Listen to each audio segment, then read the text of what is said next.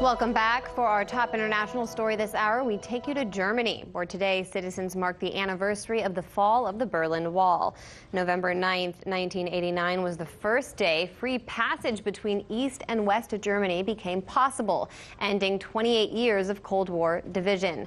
1 year later, the country was officially reunified. But nearly 30 years on, though the wall has come down, Germany is still sharply split politically, and Chancellor Angela Merkel is facing a crisis as her 13-year-long hold on power is challenged by rising right-wing forces. Merkel's governing coalition suffered heavy losses during state elections over the last several months, leading her to declare in October that she will not seek re-election at the end of her term. I've been chairman of the CDU in Germany for over 18 years now, a task that I try to accomplish with passion and dedication. And for almost exactly 13 years, I've been Chancellor of the Federal Republic of Germany, an office that is a daily honor and challenge to fill. At the same time, I have a certain feeling that today is the time to start a new chapter, because we all live in the present time. I won't participate in trying to influence discussions on my successor. I see this as an opening, a phase of opportunities in which the party can reflect on itself. This is a very nice process. We haven't had it in over 18 years. With German political divisions in question, we turn now to Victor Grossman. He's a U.S. veteran, journalist, and author of Crossing the River, a memoir of the American left, the Cold War and life in East Germany. Victor, thank you so much for joining us today. Your story is incredibly interesting because you are a U.S. Army veteran who actually defected to East Germany in 1952. Can you tell us a little bit about your experience living there up to the fall of the Berlin Wall? Well, first I should say that I deserted not because I wanted to, but because I felt compelled to by the difficulties in those days with the McCarthy era.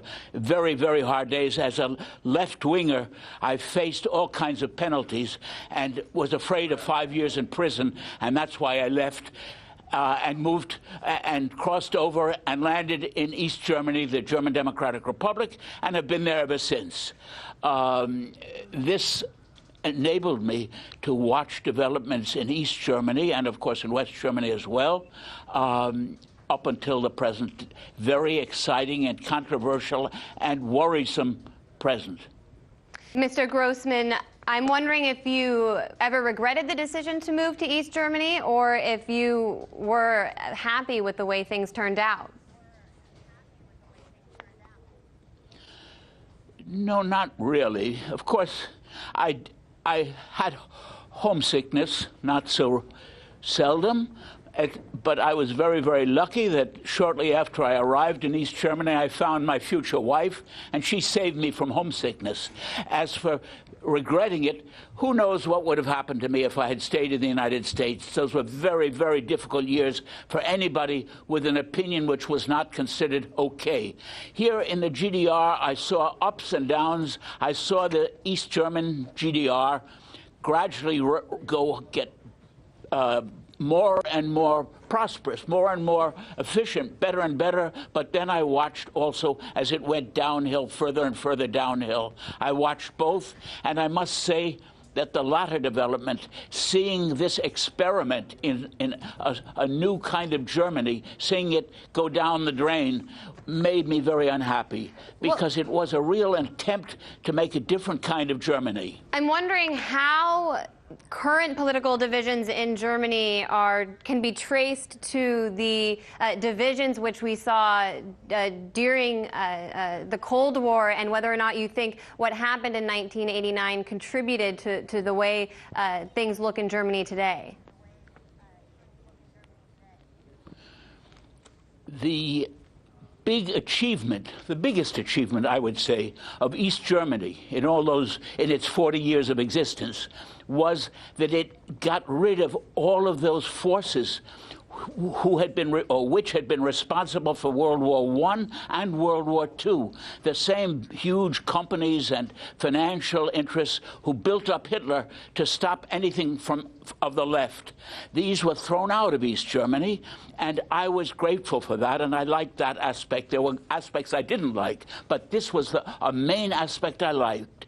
And therefore, when in 1989, in other words, just so many years on this anniversary, this came to an end, I found that these same forces, not the same people, they were dead by then, but these same forces who wanted to expand German influence and power were back. Now I see them back all over the place in East Germany.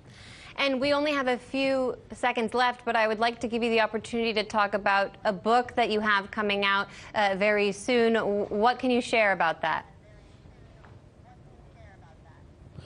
Oh, yes, thank you for giving me the chance.